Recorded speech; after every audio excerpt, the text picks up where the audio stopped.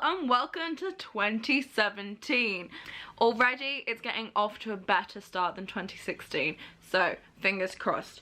2016 books I've read, and I have been doing 16 books in 2016. This year it's 17 books in 2017. Hope. As always, if you have any book recommendations from the books I read, just leave them in the comments below.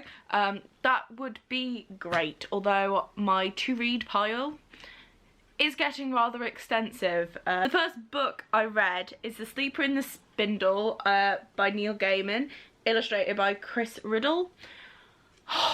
This book, first of all, is honestly the most beautiful book, but look how beautiful that is. Purely the illustrations alone, this book is great. Neil Gaiman obviously wrote Stardust, which is one of my favourite films and books, and his style is a little bit I don't know, his style is just a bit different. It's hard to how he writes. It's not as flowing as other writers. I personally am a big fan. It's a nice retelling slash reimagining of Sleeping Beauty. It is Magnus Chase and the Sword of Summer by Rick Riordan. I am a huge fan of Rick Riordan books. This is following Norse mythology, whereas obviously the Kane Chronicles follow Egyptian mythology, and Percy Jackson's series and Heroes of Olympus follow Greek and Roman mythology. I find it a lot trickier to get into this compared to Percy Jackson and Heroes of Olympus. I haven't read any of the Kane Chronicles yet, but I own them.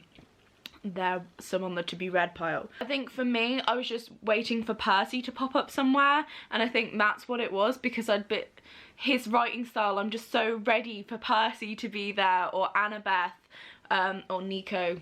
Yes. So I think that's why I struggled with it. I recommend it. I'll see how I go with the second one as to whether I can get into it, but it was good. It was great. And Norse mythology is something I don't really know a lot about. So I read was Kindred Spirits by Rainbow Rowell. It's a very short, it's a World Book Day book, so it was £1. If you've read Fangirl and relate to Fangirl a lot, this is another one of those. It's a fangirl's dream, basically. If you broke Elena's heart, Star Wars would spill out. So when she decides to queue outside her local cinema to see the new movie, she's expecting a celebration with crowds of people who love Han, Luke and Leia just as much as she does. What she's not expecting is to be the last in a line of only 3 people, to have to pee into a collectible Star Wars cup behind a dumpster, or to meet that unlikely someone who just might truly understand the way she feels. I love this. I've never waited outside for like a midnight release of anything, but I think it's kind of like that dream I think everybody has of you reaching for a record in a record store, or like a CD or something, and your hands touch with somebody, and then you know that you share something in common and a love for something. I feel like that feeling is this book. Sick in the Head, Conversations About Life and Comedy by Judd Apatow. Director and producer of Trainwreck and the director of Knocked Up, and he's an executive producer on Girls. This is brilliant. This book literally changed my outlook on life. More realistic and solid view of a lot of things, like people who you deem the most successful in the world did not have their life together at 22. So why do I feel like I need to have my life together to be on that career path, to be in like a stable relationship? Why do I feel like I need to do that now? But something that was happening before I read this book. Now I realise nobody knows what the hell is going on. Everybody's just guessing and kind of just stumbling along like a radio show to interview these big comedy legends like Jerry Seinfeld. and then he's interviewed people as he's kind of come through the comedy ladder. So there's ones from like Seth Rogen, because obviously he was a producer slash creator maybe of Freaks and Geeks, which is where Seth kind of made his own. Seinfeld, Louis C.K., Chris Rock, Lena Dunham, Roseanne Barr, Larry Gelbart, Mel Brooks, Mike Nichols, James L. Brooks, Albert Brooks, Sarah Silverman, Michael O'Donoghue, Adam Sandler, Jeff Garlin, Martin Short, Michael Che, Ian Peele as well, Ben Stiller, Jim Carrey, and his wife Leslie Mann. There's others, but this is great and I really, really recommend it. And it's not just about comedy, well, it's about life, hence the conversations about life and comedy, so recommend. All My Friends Are Superheroes by Andrew Kaufman. Now, I read this because Carrie Fletcher has basically, this is like one of the books that she thought like everybody needs to read it, and so I did. It's good. It didn't change my life. It was just a good book. It's just a good read, and you know, it's not a very long book, but it's good. Sometimes things can just be good and you don't need any other explanation. All Tom's friends really are superheroes. Tom even married a superhero, the Perfectionist, but at their wedding the Perfectionist is hypnotised by her ex, Hypno, to believe that Tom is invisible. Nothing he does can make her see him. 6 months later, the Perfectionist is sure that Tom has abandoned her, so she's moving to Vancouver. She'll use her superpower to leave all the heartbreak behind. With no idea that Tom's beside her, she boards the plane. Tom has until they touch down to convince her he's there, or he loses her forever. The World According to Danny Dyer. Life Lessons from the East End by Danny Dyer. Personally, I love Danny Dyer. He's a lot deeper than I think some people realise he is. He was a man basically raised by women. The respect he has for women, first of all, is just phenomenal, because he's got such an interesting viewpoint and something that's different from me. I'm not from London, I'm not from the East End of London, I'm from the Midlands. Specifically somewhere that is usually full of quite well-to-do people. I am not one of the well-to-dos, but like, he talks about politicians and how, you know, most of them are Eton educated. What is happening with the light? Most of them are Eton educated, so they have no idea what the average Briton wants / needs, because they're not the average Briton. To the average person in the street, I may appear like a foul-mouthed Cockney, but compared to the people I grew up with, I have the polish of the Duchess of Kent. And to be fair, he's related to William the Conqueror, which you found out on Who Do You Think You Are, which is after this. Always With Love by Giovanna Fletcher. Wanted a sequel to Billy and Me, and I got a sequel. Yeah! Probably read this as a standalone because there's enough kind of flashbacks so you can kind of piece together what happened. I feel like it was quite safe. Like, it kind of stayed on a level. It didn't really fluctuate from that level. That being said though, I still loved it. I thought it was great, but I think that's because I'm far too emotionally invested in Billy and Sophie's relationship, specifically because I want to be Sophie. A Whole New World, A Twisted Tale. Who is this by? By Liz Braswell. This is the first book I do not recommend. I am the biggest fan of Aladdin. Aladdin is my favourite Disney film. And this, I read the blurb of it, and it has so much potential to be fantastic, and like the first 100 pages or so are literally verbatim the film. The story was okay after that, but because basically it was a really sloppily rehashed story, rehashed version of the film, you didn't feel anything for the characters. I felt nothing, and I freaking love Aladdin. They were just underdeveloped and all around just sucky, really. This isn't the story you already know. Lies. This is a story about power, about revolutionaries. You want a revolution? I want a revelation. Sorry. About love and about one moment changing everything.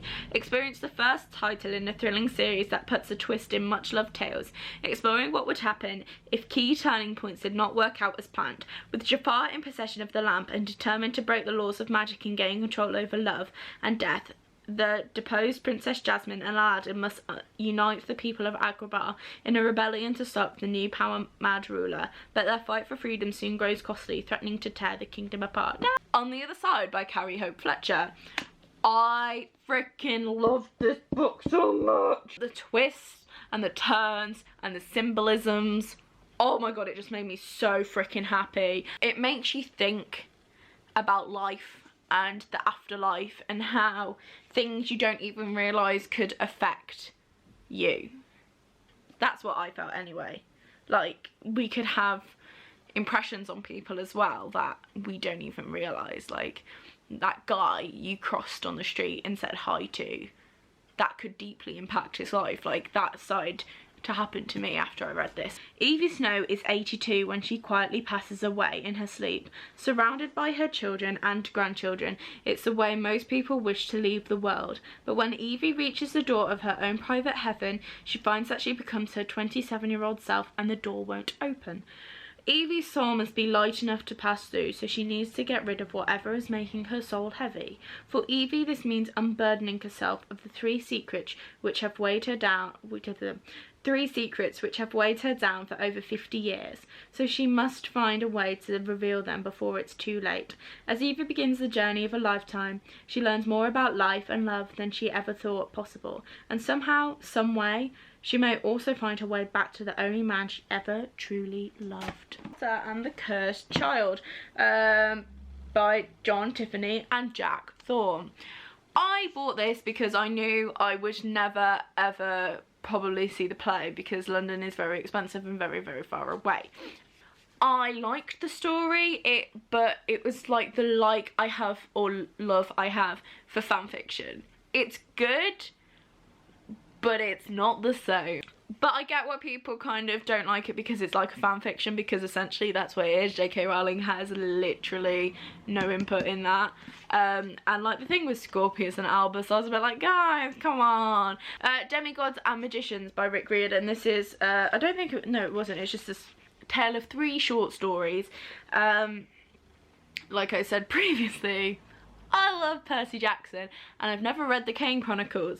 This book though takes part after all of the Percy Jackson books, all of the Heroes of Olympus books, and all of the Kane Chronicles. So the fact that I've read this is probably not very good. Liked it. I like the format of Percy Jackson books. I like their adventures, I love the characters and I love the story, and the fact that I got introduced to 2 characters who I haven't read about who seem just as badass as Percy and Annabeth, it's pretty damn good. So if you're a fan of Rick Riordan, especially Percy Jackson and the Kane Chronicles, highly recommend this. The Martian by Andy Weir.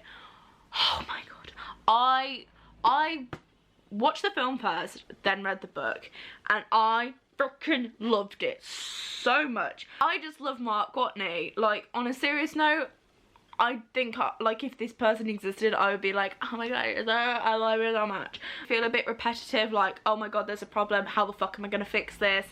But I feel like that was necessary. It made it real. You know, unfortunately is repetitive, and when you're the only person on Mars, if you were a space pirate, then you're gonna come across problems and be like, how the fuck am I gonna fix this?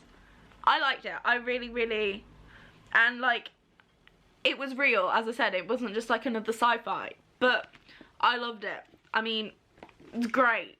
Well done, Andy Weir. Band of Brothers by Stephen E. Ambrose.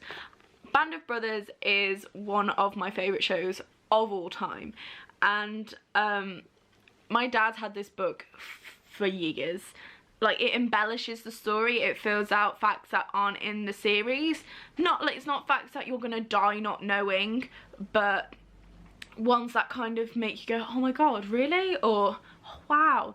For example, I'll give you this one for free. The medic in it, Eugene Rowe, doesn't get any form of medal at all. He doesn't get any honours at all. And he went through everything everybody else went through. He went through Bastogne. He went, like, it's ridiculous, really. But that's a fact that I was like, holy shit, really? Because Eugene, he's one of my faves. But yeah, it gives you a lot more information on the whole situation of what the Easy Company 506th Regiment 101st Airborne went through. An Author's Odyssey, Land of Stories, Book 5 by Chris Colfer. This series, this kind of felt for me like Harry Potter and the Order of like Harry Potter and the Order of the Phoenix makes me feel like, which funnily enough they're both the 5th books of the series. Very love-hate relationship with Order of the Phoenix. Like, I love it because so much happens, but at the same time not really a lot happens because it's all setting up for the big showdown to come, and that's what this felt like. As I said, still good, but I've loved more other books in the series more. Fantastic Beasts, the script by J.K. Rowling. I'm not too sure why I got this / read it because I watched the film and I really enjoyed the film. I think I got this and then I ended up reading it purely to keep my Harry Potter collections complete. You didn't need to know everything about Harry Potter to get what was happening in Fantastic Beasts, and I think that was very good. I'm interested to see where this goes though. Plus as well, I freaking love Eddie Redmayne, and Newt Scamander is possibly one of my favourite people already. Just saying, throwing that out there. Was Born a Crime by Trevor Noah. I don't know where to begin with this book. I just love Trevor Noah, and I've been a big fan of his stand-up for like many years, like 3 years now. I think he's just a fantastic person, and his comedy always kind of goes on about like racism, and it's unafraid to call things out, which I love. Born a Crime because he was born during apartheid, so Trevor's actual existence was a crime. He was illegal. He wasn't meant to be born. Like, that was how apartheid worked. And from a white 22-year-old privileged person, I knew of apartheid. I knew what apartheid was. I knew it was the segregation of black and white people in South Africa. However, I did not know how bad it actually was. It gave me so much insight into what happened and how it kind of was a thing, because Trevor kind of tells his stories, but he also kind of gives the kind of whole view as well, and then explains the situation. Plus, kinda in love with Trevor's mum. She is honestly one of the most badass ladies I think I've ever read about. I want to be part of the Trevor Noah's mother's fan club. Go Trevor's mum! Woo! He's incredible. Like, my love for him has just grown even more since reading this. So recommend that. Those are the 16 books I read in 2016. How many books did you guys read in 2016? I have a Goodreads account, the link will be below. And I'm also wearing a Supernatural Christmas jumper sweatshirt. Does it look Christmassy? I think the only thing that gives off its Christmas is that band there. Because I'm in denial that it's January. I wish Christmas lasted longer. But anyway, thank you very much for watching, and I will see you soon. Thank you for watching. Bye!